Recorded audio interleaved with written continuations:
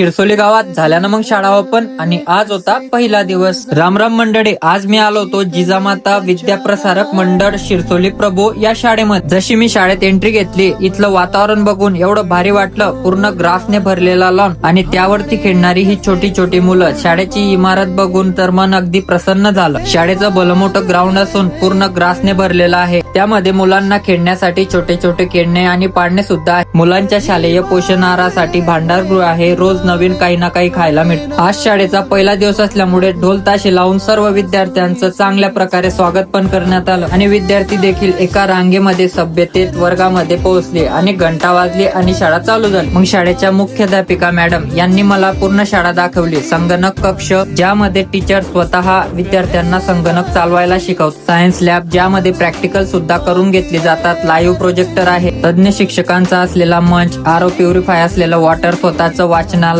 मुलांच्या सुरक्षेसाठी पूर्ण शाळेमध्ये कॅमेरे देखील लावले आहे। म्हणजे या शाळेत गुणवत्ता पाहून विद्यार्थ्याला प्रवेश दिला जात नाही, तर मुलांमध्ये गुणवत्ता ही निर्माण केली जाते। मग तुम्ही केव्हा करताय मुलांचं ऍडमिशन? लवकरात लवकर करून घ्या।